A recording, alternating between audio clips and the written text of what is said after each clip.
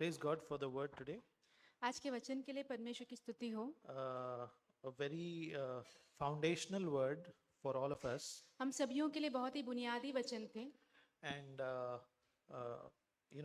in the same chapter, if you read verse uh, Matthew 18, verse 34, अगर आप मत्ती 18 अध्याय उसके 34 वचन में पढ़ेंगे, and his Lord, moved with anger, handed him over to the torturers until he should repay all that was owed to him. और उसके स्वामी ने क्रोध में आकर उसे दंड देने वालों के हाथ में सौंप दिया कि जब तक वह सब कर्जा भर ना दे तब तक उनके हाथ में रहे। So, there is a warning over here यहाँ पे एक चेतावनी हम देख सकते हैं, that if we don't forgive others यदि हम दूसरों को क्षमा नहीं करते हैं, the way God has forgiven us, जैसे परमेश्वर ने हमें क्षमा किया वैसे, then the Lord will hand over us to the torturers. तो परमेश्वर हमें जो है दंड देने वालों के हाथों में सौंप देंगे। Who are the torturers? और ये दंड देने वाले कौन हैं? These are difficult situations, circumstances which the Lord allows in our lives because we are not merciful. ये वो परिस्थितियां हैं जो कि बहुत ही जो है बुरी परिस्थितियां हो सकती है, जो परमेश्वर ने हमारे जीवन में अनुमति दी हो, यदि हम दयावंत नहीं या तरस नहीं खाते दूसरे पर। In James chapter 2 याकूब की पत्री उसके दूसरे अध्याय में and verse 13, उसका 13 वचन,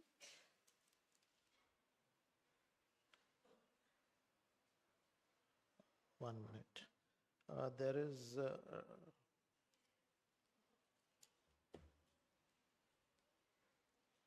a verse which says, judgment will be merciless.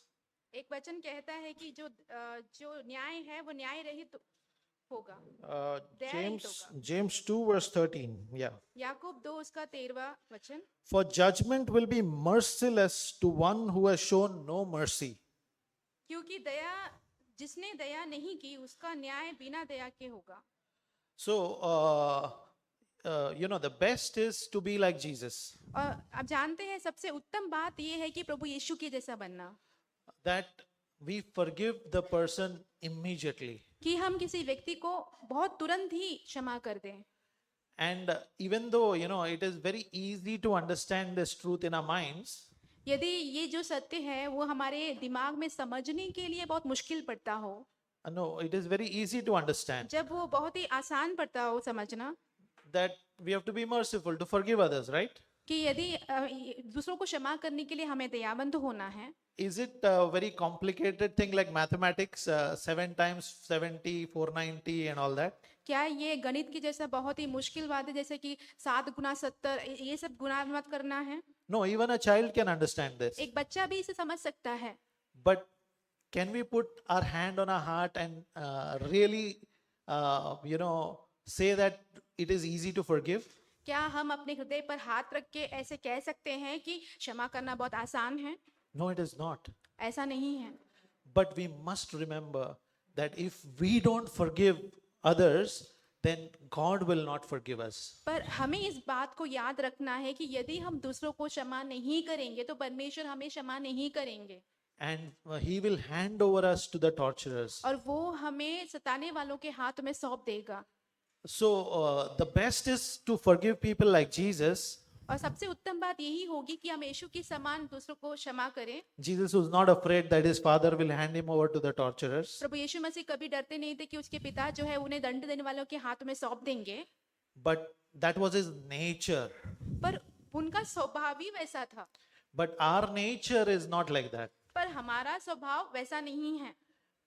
For a small thing, especially, if it's a brother or a sister in the church, it is very difficult. एक छोटी सी बात में भी कोई भाई या बहन कलीसिया में ऐसे हो जाए तो बहुत मुश्किल हो जाता है हमें, Because we think, how can this brother or this sister speak to me or treat me like this. क्योंकि हम ये सोचने लग जाते हैं कि ये भाई और बहन मेरे साथ ऐसे बर्ताव कैसे कर सकते हैं, कैसे मुझसे ऐसे बात कर सकते हैं। But we forget how we have been behaving towards the Lord. पर हम ये बात भूल जाते हैं कि हम परमेश्वर के प्रति कैसे बर्ताव करते हैं। And that is something that, I always want to remember how much the Lord has forgiven me. ये एक बात है जो मैं हमेशा याद रखना चाहता हूँ कि परमेश्वर ने मुझे कितना क्षमा किया है। Then it becomes very easy for me to forgive whatever the person does or does not do. फिर मेरे लिए आसान हो जाता है कि कोई भी व्यक्ति कुछ भी करे ना करे, उसको क्षमा करना आसान हो जाता है। Because I know what a wretch I am, and the Lord keeps on forgiving me. क्योंकि मैं जानता हूँ कि मैं कितना बदतर था और परमेश्वर मुझे अभी भी क्षमा करते ही जा रहे हैं। You know, the secret of the Apostle Paul, and with that I'll close. हम प्रेरित पौलुस का जो रहस्य है वो बताकर समाप्त करूंगा। You know, the Apostle Paul in 1 Timothy प्रेरित पौलुस कहते हैं पहले तिमुथियुस में chapter 1 verse 15, पहला अध्याय उसका वचन 15, it is a trustworthy statement deserving full acceptance that Christ Jesus came into the world to save sinners, among whom I am chief. ये बात सच और हर प्रकार से मानने के योग्य है कि मसीह यीशु पापियों का उद्धार करने के लिए जगत में आया, जिनमें सबसे बड़ा मैं हूँ। Please note, he did not say I was the worst. देखिए यहाँ पे ध्यान देने वाली बात है कि उन्होंने ये नहीं कहा कि मैं सबसे बड़ा पापी था। He says I am the worst. वो कहते हैं मैं सबसे बड़ा पापी हूँ।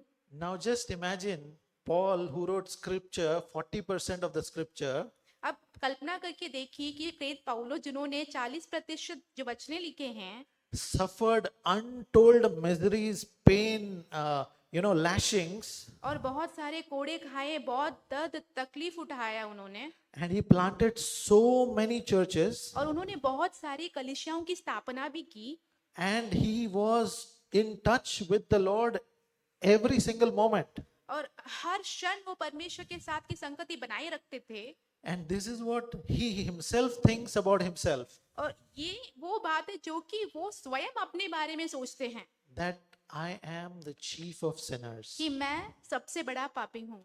And that, brothers and sisters, I'm realizing more and more in my life, is the secret to be absolutely merciful to everyone. तो यही बात का जो जो एहसास है मुझे ज़्यादा से ज़्यादा मेरे जीवन में होता है कि मुझे इसलिए मैं सबके प्रति बहुत दयावंत होता हूँ। And it is not a theory that we can understand in our mind. ये ऐसे एक सिद्धांत नहीं है जिसे हम अपने दिमाग में समझ लेते हैं। Yeah, from now on, I'm going to think that I'm the chief of sinners. अब से मैं ये सोचने वाला हूँ कि हाँ मैं सबसे बड़ा पापी हूँ। It will not work. ऐसे काम नहीं करेगा ये। The Lord has to show you in your heart what a wretched person you are, even after maybe you are the best believer in this church. परमेश्वर को आपके हृदय में आपको दिखाना होगा कि आप कितने बदतर हैं, भले ही आप जो है बहुत अच्छे बेहतर विश्वासी हैं तो भी। Maybe you are living at a much higher level than anyone else in the church. हो सकता है कि इस कलीसिया के कोई भी अच्छे व्यक्ति से भी और अच्छे ऊंचे स्थान पर आप रहते हों। But in your own heart, the Lord has to show that, we are such wretched sinners. पर अपने स्वयं के हृदय में परमेश्वर को ही हमें ये दिखाना होगा कि हम कितने बड़े पापी हैं। And that's a whole message by itself. But I pray that the Lord will speak to your heart on this. मैं प्रार्थना करता हूँ कि परमेश्वर इस वचन के द्वारा आपके हृदय में आपसे बात करें। Because, we'll have wonderful fellowship if we are able to forgive each other from our heart. We'll be able to see eye to eye to each and every brother and sister, and we will not escape, oh, this sister is coming, okay, let me go this way, this brother is coming, okay, let me avoid him. यदि हम अपने हृदय में सबको क्षमा कर पाते हैं तो सब भाई बहनों के साथ हमारी संगति जो है बहुत ही अच्छी होगी। ऐसा नहीं होगा कि कोई भाई या बहन को देखकर हम आंख चुरा के भागते होंगे, छुपते होंगे, ऐसे नहीं होगा। Now, one more thing I want to say is that the Bible says that from our side we should keep an open heart. We cannot change another person. एक और बात मैं कहना चाहता हूँ कि बाइबल कहता है कि हमारी तरफ से हमारे हृदय को हमें खुला रखना है, परंतु हम दूसरे व्यक्ति के हृदय के बारे में कुछ नहीं कर Even पाएंगे। God cannot force a person to love him. परमेश्वर भी किसी व्यक्ति को अपने से प्रेम करने के लिए जबरदस्ती नहीं कर सकता। So really, may God help all of us. I'm really thankful to be here. I just want to thank God that it is such a joyful occasion. Every time I come here, it fills my heart with so much of joy. मैं यहाँ पे आकर बहुत ही आनंदित हूँ। परमेश्वर ने मुझे ऐसा एक मौका दिया यहाँ पे आने के लिए। जब भी यहाँ पे आता हूँ मैं बहुत बहुत ही खुश होता हूँ। परमेश्वर आप हम सबकी सहायता करें। Praise God. रोजबरा जीवन जीने के लिए जो वचन बाय जोसेफ ने शेयरिंग किया बहुत ही चैलेंजिंग था और इनकरेजिंग था।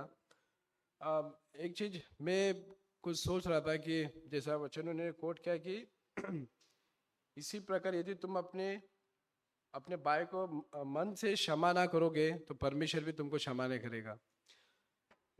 ये जब इस दौर से मैं चल रहा था जब भी कि एक भाई को हम ऊपर से माफ कुछ जाकर उसको मारेंगे नहीं पीटेंगे नहीं, बट एटलीस्ट हमारा मन में उसके प्रति हमारा एटीट्यूड कैसा है ये बहुत इम्पोर्टेंट है।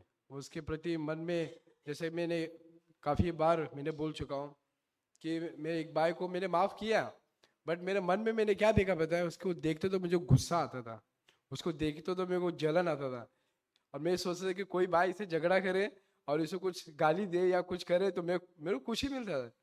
वो एटीट्यूड मेरे अंदर था, ये रियल है। तो मैंने बोला प्रभु ये तेरा वचन तो कहता है मन से माफ करने के लिए, लेकिन मैंने माफ नहीं किया उसको। तब मेरे को समझ में आया कि प्रभु मेरे अंदर काम किया, लॉर्ड मुझे ऐसा बना कि मन से मैं माफ करूँ उस भाई को, दिल से माफ करूँ, क्योंकि परमेश्वर ने मुझे इस तरह से माफ किया है। एक स्टेप और आगे मैं बताना चाहता हूँ। हम कुछ गलती करते, हमको पता है कि मैंने गलत किया, इस भाई को हर्ट किया, हमने माफी मांगा। एक स्टेप और है, जब हम कुछ गलती नहीं करते फिर भी वो भाई हमको दोष लगा रहा है कि तू गलत है, तब क्या हमारा एटीट्यूड है। मैं एक छोटा सा उदाहरण बताना चाहता हूँ। मैं ट्रेन में जा रहा था, पैंड्रा से मैं ट्रेन पकड़ा और मेरा नायगो स्टेशन पहुंचा। एक आदमी उठ के खड़ा हो गया, मुझे चिल्लाना चालू कर दिया, तेरे वजह से मुझे सीट नहीं मिला, ये ऐसा। और मेरे को समझ में नहीं आया ये क्यों चिल्ला रहा है। मेरे को बाद में मेरे को मालूम पड़ा है कि उस भाई को बैंड्रा में मैं चढ़ते समय मेरा शायद धक्का लग गया और उसको सीट नहीं मिला या कुछ हो गया, मेरे को खुद को भी नहीं पता था। बाद में वो चिल्ला रहा। फिर मैं बोला मैं थोड़ा वेट किया और मैं बोला उसको बोलने दो पहले। बाद में फिर मैं सुना, बाद में बोला uncle I am really sorry, मुझे पता ही नहीं था कि ऐसा कुछ हुआ है मेरे से। तो सॉरी बोलने के बाद शांत हो गया। तो मुझे पता है कि मेरे को मालूम भी नहीं कि मैंने कुछ किया है। कभी कभी ऐसा होता है कि हमने कुछ नहीं किया है फिर भी हम पर, तो ये हाईएस्ट स्टेज हमको माफ करने का। जीसस ने कुछ भी नहीं किया, बट उसने वो सारा पाप का दंड उसने क्रूस पर ले लिया। आमेन। सो डियर ब्रदर्स, अभी बहुत इंपॉर्टेंट सेवा की तरफ हम बढ़ रहे हैं। Brothers and sisters, we'll move towards the Lord's Supper. ये एक बहुत ही इंपॉर्टेंट कार्य जो परमेश्वर ने अपने शिष्यों से करने के लिए कहा था। So this is also a very important thing that the Lord Jesus told his disciples to do. पहला कुरिन्थियों अध्याय 11 में पौलुस कहता है उसका 23 वचन से। In 1 Corinthians chapter 11 from 23 we read. वहां पर लिखा क्योंकि प्रभु ये बातें मुझे प्रभु की ओर से पहुंची और प्रभु यीशु ने जिस रात वह पकड़वा गया रोटी ली, धन्यवाद किया, तोड़ा और कहा ये मेरा देह है जो तुम्हारे लिए है, मेरी स्मरण के लिए यह किया करो। For I have received of the Lord that which also I delivered to you, that the Lord the same night which he was betrayed took bread, and when he had given thanks he broke it and said, take, eat, this is my body which is broken for you, this do in remembrance of me. तो ये पौलुस कहता है परमेश्वर की ओर से मुझे मिला और मैं तुम्हें बता रहा हूँ। So Paul says over here that I have received this from the Lord and I give it to you. तो ये कोई एक परंपरा नहीं है जो हर महीने के एक तारीख को लेकर हम करते हैं यहाँ पर बैठकर This is not a ritual that we do on a certain date every time. कि जाकर उसमें वो प्रभु भोज रहेगा, हम जाके लेके खाना है। So we go and we partake from the Lord's table. नहीं, हमें एक भय और भक्ति के साथ इसमें सहभागी होना है। So we need to do this with fear and with a reverence for God, क्योंकि ये परमेश्वर की ओर से हम तक पहुंचा है। because this is we have received from the Lord. तो यहाँ पर देखिए उसका इंपॉर्टेंस लिखा है उसके 27 वचन में, क्योंकि जो कोई अनुचित रीति से प्रभु की रोटी में से खाए या कटोरे में से पिए वह प्रभु की देह और लहू का अपराधी ठहरेगा। So here the importance of the Lord's Supper is written in the verse 27, where it says, "Wherefore whoever eats of this bread and drinks this cup of the Lord unworthily shall be guilty of the body and blood of the Lord." देखो यहाँ पर एक गंभीर बात लिखा है, एक अगर कोई भी हम में से उस लॉर्ड सपर में जब हम पार्टिसिपेट कर रहे, कैजुअली ले रहे, एटीट्यूड में खाओ पियो कुछ फर्क नहीं पड़ता, यहाँ पर लिखा है परमेश्वर के सामने हम दोषी ठहरेंगे। So if we casually partake of the Lord's table and we think that it is just eating and drinking, then we will be condemned in front of the Lord. सो यहाँ पर वो जो वर्ड लिखा है अनुचित रीति, वो क्या होता है? So here it is written unworthily. What does it mean? उसका मतलब क्या है? What does it mean? देखो पुराने नियम में निर्गमन की पुस्तक में लिखा है, So in Exodus we read उसका 12वां अध्याय, in 12, वहां पर परमेश्वर ने कुछ आज्ञा दिया था। so the Lord gave us some commands. उसके 15 वचन में लिखा है अखमीरी रोटी के बारे में। In verse 12, 15 it says about the bread, unleavened bread. तो यहाँ पर लिखा 7 दिन तक अखमीरी रोटी खाया करना, उसमें से पहले ही दिन अपने घर से खमीर हटा देना, वरन जो कोई पहले दिन से लेकर 7वें दिन तक कोई खमीर वस्तु तक 7वें दिन तक कोई खमीर वस्तु खाए वह प्राणी इज़राइल में से नष्ट किया जाए। 7 days shall you eat unleavened bread, even the first day you shall put away leaven out of your houses, for whoever eats leavened bread from the first day until the 7th day, that soul shall be cut off from Israel. देखो कितना भयानक बात है। परमेश्वर कहता है अगर किसी के भी घर में वो 7 दिन के अंदर अखमीरी रोटी मिला और उसने खा लिया, उसको सारा इज़राइल के सामने लाकर मार दो। So this is such an important thing that we note over here, that it is said that from the first day to the 7th day, if anyone eats leavened bread, that soul will be cut off from Israel. परमेश्वर ये चीज को बहुत गंभीरता से लेता है। The Lord takes this thing very क्या seriously. हम इसे कैजुअली लेते dear brother sister? Do we take these things casually? इस सारे इज़राइल के सम्मुख रख के उसको मारने के लिए कहा गया है। सारे इज़राइल के सम्मुख रख के उस व्यक्ति को मारने के लिए कहा गया है। So the Lord has said that you keep that person who is partaking unworthily in front of Israel and kill him. देखो नए करार में 1 कोरिन्थियन 5 में लिखा है, 1 Corinthian chapter 5 In the New Testament, in 1 Corinthians chapter 5, it उसके is 6 written. वचन से नए करार में अखमीरी रोटी के विषय में क्या लिखा गया है? In chapter 5, from 6 onwards, we read, तुम्हारा घमंड करना अच्छा नहीं, क्या तुम नहीं जानते थोड़ा सा खमीर पूरे गुंदे हुए आटा को खमीर बना देता है। Your glorying is not good. Do you not know a little leaven leavens the whole lump? देखो पूरे आटे में एक थोड़ा सा उसमें अगर खमीर मिला दिया पूरा आटा खराब हो जाएगा। So if we add a little bit of leaven or yeast in the dough, it spoils the whole thing. हम as a body of Christ यहाँ पर है। We are as the body of Christ. एक भी ऐसा व्यक्ति है जिसके अंदर खमीर है, So if even a single person has this leaven in him, वो धीरे धीरे क्या करेगा पता है? and what will he do? पूरे कलीसिया के अंदर वो काम करेगा He will start working in the entire church, और वो पूरे चर्च को खमीर बना देगा। and he'll make the whole church leaven. So dear brothers, यहाँ पर देखो क्या ध्यान से लिखा है, हमें पढ़ना है। So we need to read what is written over here उसके carefully. 7वां वचन में देखते हैं, In verse 7, पुराना खमीर निकाल के अपने आप को शुद्ध करो और नया गुंदा हुआ आटा बन जाओ ताकि तुम अखमीरी हो। purge out therefore the old leaven, that you may be a new lump, as you are unleavened. सो उसके 8वें वचन में लिखा है, इसीलिए आओ हम उत्सव और आनंद मनाए, न तो पुराने खमीर से जो बुराई और दुष्टता के खमीर से। Therefore, let us keep the feast not with old leaven, neither with the leaven of malice and wickedness. तो यहाँ पर दो चीज लिखा है, एक तो बुराई और दुष्टता। So, here there are two things that have been mentioned, that is malice and wickedness. तो ये खमीर क्या है? What is this leaven? ये बुराई है।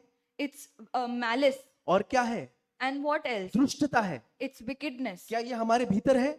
Is it in our hearts? अगर ये हमारे भीतर है, हम पूरी कलीसिया को बर्बाद कर देंगे। If we have these things in our hearts, we will ruin the entire church. सो बहुत गंभीर बात है dear brother sister. This is a very important thing. Bible कहता है उसको अपने से अलग कर दो। So the word of the Lord says that separate those people देखो from you. ये अगर हमारे भीतर है तो हमारे पास मन फिरावा का अवसर है। So if we have these things in our heart, we have a time to यहाँ पर repent. लिखा है ये उत्सव मनाओ। The Lord over here writes that rejoice. ऐसे परमेश्वर नहीं कहता है कि तू हाँ तेरे अंदर है तो तू गया, नहीं। परमेश्वर कहता है तेरे अंदर है, यू हैव टू रिपेंट, और उत्सव में तुम भी शामिल हो जाओ। So the Lord does not say that you have these things, so now you just go away. But He tells us that you repent and you also partake of this. हमारा परमेश्वर आशा देने वाला परमेश्वर है। The Lord of ours is a Lord of hope. So dear brother sister, अगर हमारे भीतर हम जब अपने, बाइबल कहते हैं खुद को जांच लो, अगर जांचते समय हमको अभी भी किसी ब्रदर या सिस्टर के विरुद्ध में मन में कड़वाहट दिख रहा है, प्रभु से कहो, प्रभु मेरे अंदर मुझे दिख रहा है, प्लीज फॉरगिव मी, और मैं वो भाई और बहन के प्रति ऐसा नहीं रहूं। So if we see any kind of unforgiveness in our hearts, we should ask the Lord to forgive us, and we should even forgive the brother or sister. या ऐसे कोई चीज है जो हम गुप्त में करते हैं, जो पूरी कलीसिया को नहीं पता, किसी को नहीं पता, सिर्फ मुझे पता है कि मैं क्या कर रहा हूं, वो चीज अगर हमारे जीवन में प्रभु से कहे, प्रभु मैं दुष्टता का काम कर रहा हूं जो शैतान से, प्लीज मुझे मदद करे यहाँ से बाहर आने के लिए। Or if we are having any secret sin in us, let us ask the Lord that, Lord, I am doing wickedness in front of you, so please forgive me of this. सो ये दो चीज यहाँ पर लिखा है, दुष्टता और दूसरी चीज है बुराई। So there are two things mentioned over here, that is malice and wickedness. और उसके बदले में हमें कैसा रहना है, आगे लिखा है सीधाई और सच्चाई और सीधाई। And opposite of this are the two things, that the way we need to live is with sincerity and truth. ये इंपॉर्टेंट है।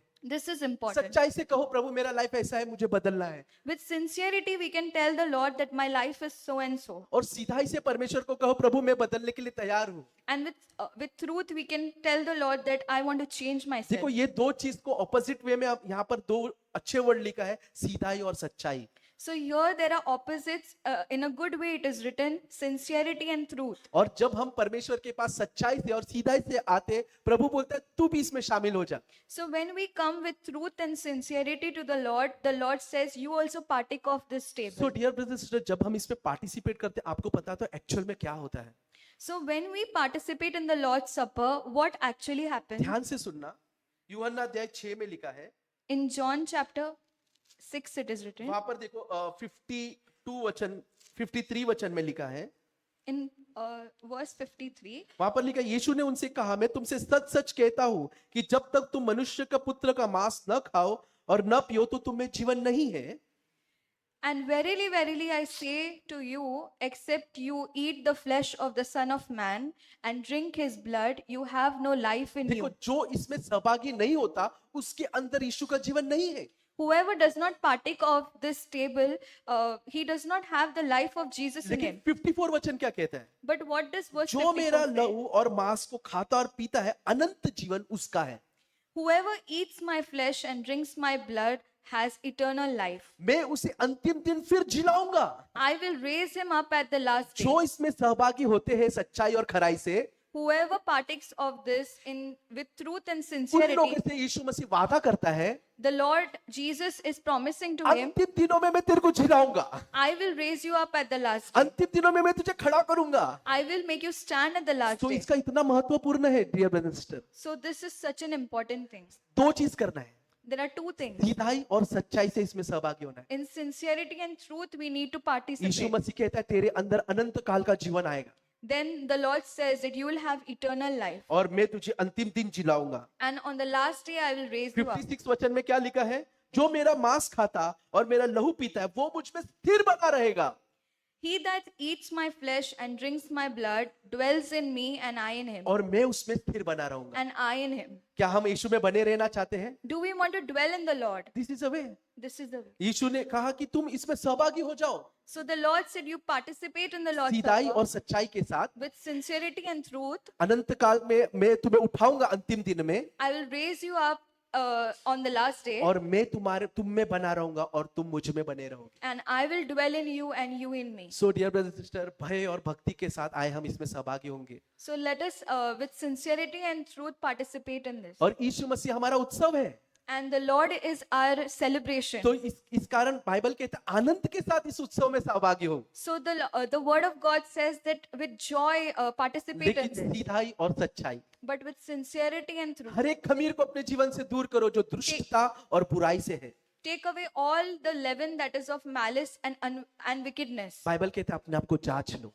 The Lord says, examine yourself. तो ब्रदर से सिस्टर आए ये समय हम अपने आप को जांचने में लगाए। So let us all take this time and examine कोई भी ourselves. बुराई या कोई भी दुष्टता हमारे भीतर आपको नजर आ रही है, प्रभु से कहे प्रभु ऐसा कुछ है मेरे अंदर, प्लीज रिवील करो, मैं अभी के अभी उसको छोड़कर सच्चाई और सीधाई से इसमें सहभागी होंगी। So now is the time when we can ask the Lord, if there is any kind of malice or wickedness in me, Lord, you show me and forgive me of it. आज सभी लोग अपने आंखों को बंद करें। Let us close our we eyes. Are a weak people dear brother sister, हम सब कमजोर हैं, हमारे अंदर बहुत गलतियां और कमियां हैं। आए हम परमेश्वर के सामने कहे, We are all weak and we have some or the other weakness in us.